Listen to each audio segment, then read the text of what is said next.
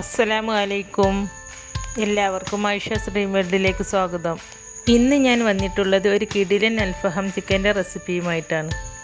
റെസ്റ്റോറൻറ്റിൽ നിന്നും കിട്ടുന്ന അൽഫഹം ചിക്കൻ്റെ അതേ ടേസ്റ്റിൽ വീട്ടിൽ എങ്ങനെയാണ് അൽഫഹം ചിക്കൻ തയ്യാറാക്കി എടുക്കുന്നത് എന്ന് നമുക്ക് നോക്കാം.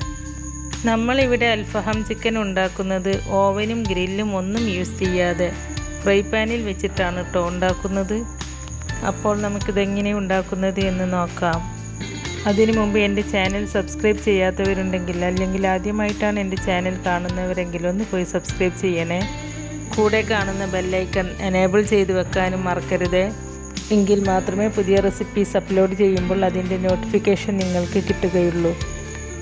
അൽഫഹം ചിക്കൻ ഉണ്ടാക്കുവാനായി ചിക്കൻ്റെ 4 ലെഗ് പീസിൻ്റെ ഫുള്ളായിട്ടുള്ള ഭാഗമാണ് കേട്ടോ ഞാൻ എടുത്തിട്ടുള്ളത്.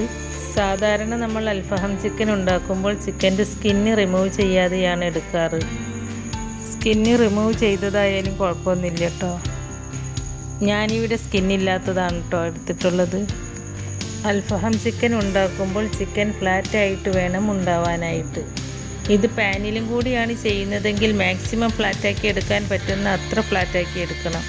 ഈ ചിക്കൻ്റെ പീസൊക്കെ ഫ്ലാറ്റാക്കി എടുക്കാൻ വേണ്ടി ഞാൻ ആദ്യം ഒരു ചപ്പാത്തിക്കോൽ വെച്ച് ചെറുതായി ഒന്ന് അടിച്ച് പരത്തി എടുത്തിട്ട് ഇതുപോലൊരു സ്ക്വയർ ഷേപ്പിൽ ഇതൊന്ന് വരഞ്ഞെടുത്തിട്ടുണ്ട്. ഇനി ഇത് ഒന്നുകൂടി കഴുകി ഇതിൻ്റെ വെള്ളമെല്ലാം തോർത്തിയെടുക്കാം.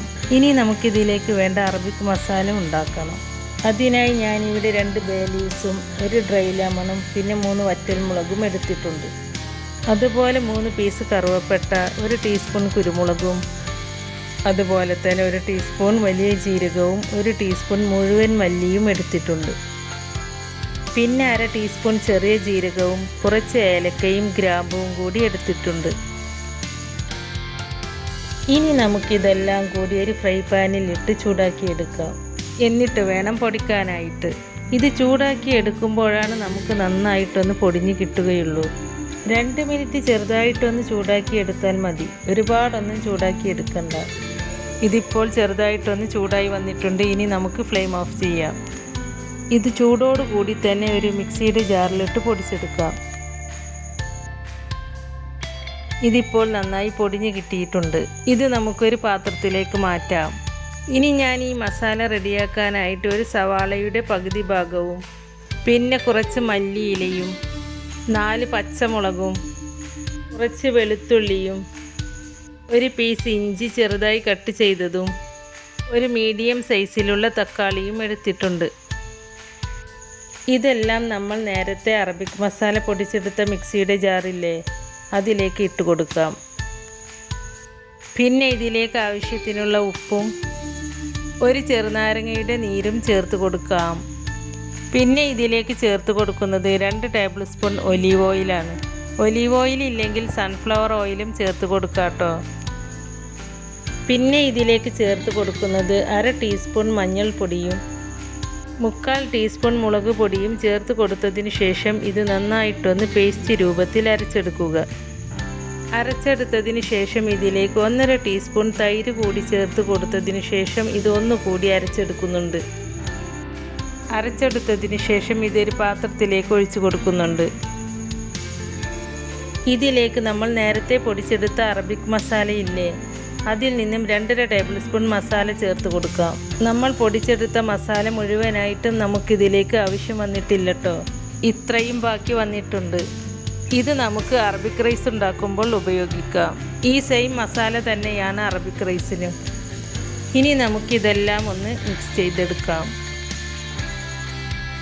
മിക്സ് ചെയ്തതിന് ശേഷം ചിക്കൻ ഓരോന്നും ഈ മസാലയിലേക്ക് ഇട്ട് കൊടുത്ത് നന്നായിട്ടൊന്ന് മസാല തേച്ച് പിടിപ്പിക്കാം. ചിക്കൻ്റെ ഉള്ളും പുറവും അതുപോലെ നമ്മൾ ചിക്കനിൽ വരഞ്ഞു വെച്ച ഭാഗങ്ങളിലൊക്കെയും മസാല കയറുന്ന രീതിയിലാവണം മസാല തേച്ച് പിടിപ്പിക്കാനായിട്ട്. മസാല തേച്ചതിന് ശേഷം മിനിമം 6 മണിക്കൂറെങ്കിലും റെസ്റ്റ് ചെയ്യാൻ വെക്കണം. അപ്പോഴേ മസാല നന്നായിട്ട് ചിക്കനിൽ പിടിക്കുകയുള്ളൂ. ഓവർനൈറ്റ് വെക്കുന്നതാണ് ഏറ്റവും നല്ലത്.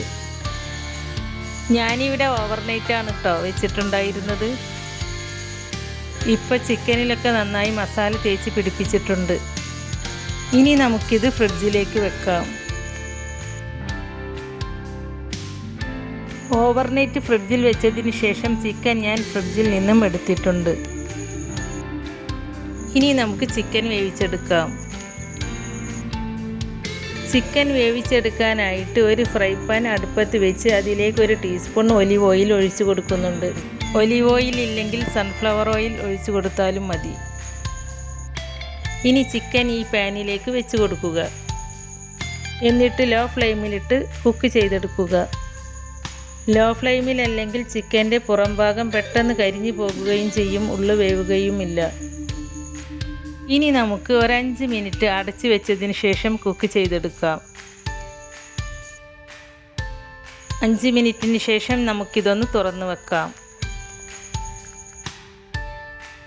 നമുക്കിത് ഫ്രൈ ചെയ്തെടുക്കാൻ ഒരുപാട് ഓയിലൊന്നും വേണ്ടി വരില്ല. ഈ ചിക്കനിൽ നിന്ന് തന്നെ ഫാറ്റ് വരും. അതന്നെ നമുക്കിതിൻ്റെ മേലെ ഇതുപോലെ ബ്രഷ് ചെയ്ത് കൊടുക്കാം. ഇപ്പോൾ ചിക്കൻ്റെ ഒരു ഭാഗം നന്നായിട്ട് കുക്കായി വന്നിട്ടുണ്ട്. ഇനി നമുക്ക് മറിച്ചിട്ട് കൊടുക്കാം. മറിച്ചിട്ട് കൊടുത്തതിന് ശേഷം ചിക്കൻ ഇതുപോലെ ഒന്ന് ചെറുതായിട്ടൊന്ന് പ്രസ് ചെയ്ത് കൊടുക്കുക. എല്ലാ ഭാഗവും ഒരുപോലെ വേവാനാണ് ഇങ്ങനെ ചെയ്യുന്നത്. ഇനി നമുക്ക് 5 മിനിറ്റ് കൂടി അടച്ചു വെച്ച് വേവിച്ചെടുക്കാം. ഇപ്പോൾ ചിക്കൻ നന്നായിട്ട് കുക്കായി വന്നിട്ടുണ്ട്. ചിക്കൻ നന്നായിട്ട് വെന്തിട്ടുണ്ടോ എന്നറിയാൻ ഇതുപോലെ ഒരു നൈഫ് വെച്ച് കുത്തി നോക്കിയാൽ മതി. ഇനി നമുക്ക് ചിക്കൻ ഒരു പാത്രത്തിലേക്ക് എടുത്തു മാറ്റാം.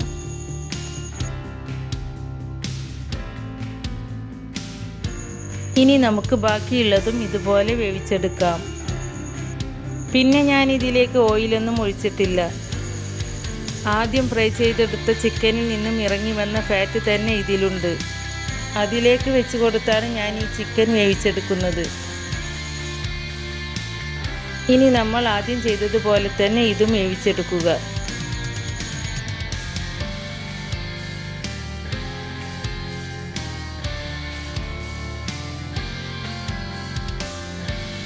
ഇപ്പോൾ ചിക്കനൊക്കെ വെന്ത് വന്നിട്ടുണ്ട്. ഇതെല്ലാം ഒരു പാത്രത്തിലേക്ക് മാറ്റിയിട്ടുണ്ട്. ഇനി ചിക്കൻ വെച്ചിരിക്കുന്ന പാത്രത്തിനകത്ത് ഇതുപോലെ ഒരു സ്റ്റീൽ പാത്രം വെക്കുക. അതിലേക്ക് ഒരു ചാർക്കോൾ കത്തിച്ചതോ അതില്ലെങ്കിൽ ഇതുപോലെ ചിരട്ട കത്തിച്ച കനലോ ഇട്ട് കൊടുക്കുക. ഈ കനലിലേക്ക് 1 ടീസ്പൂൺ നെയ്യോ ഓയിലോ ഒഴിച്ചു കൊടുത്ത് ഉടൻ തന്നെ അടച്ചു വെക്കുക. പുക പുറത്തേക്ക് പോവാത്ത രീതിയിൽ ഈ മൂടിയുടെ ഓപ്പണായ ഭാഗം ക്ലോസ് ചെയ്ത് വെക്കണം. ഞാനിവിടെ മൈദമാവ് വെച്ചിട്ടാണ് ക്ലോസ് ചെയ്ത് വെച്ചിട്ടുള്ളത്. ഇതുപോലെ നന്നായിട്ട് പുക വരുന്നുണ്ടെങ്കിൽ ഏകദേശം 15 സെക്കൻഡ് അടച്ചു വെച്ചാൽ മതി. പുക കുറവാണെങ്കിൽ അരമണിക്കൂർ വെക്കുക. കടകളിൽ നിന്നും വാങ്ങിക്കുന്ന അൽഫഹം ചിക്കന് ഒരു സ്മോക്കി ഫ്ലേവർ ഉണ്ടാവുമല്ലോ, അതുപോലെ ഒരു സ്മോക്കി ഫ്ലേവർ കിട്ടാൻ വേണ്ടിയാണ് ഇങ്ങനെ ചെയ്യുന്നത്.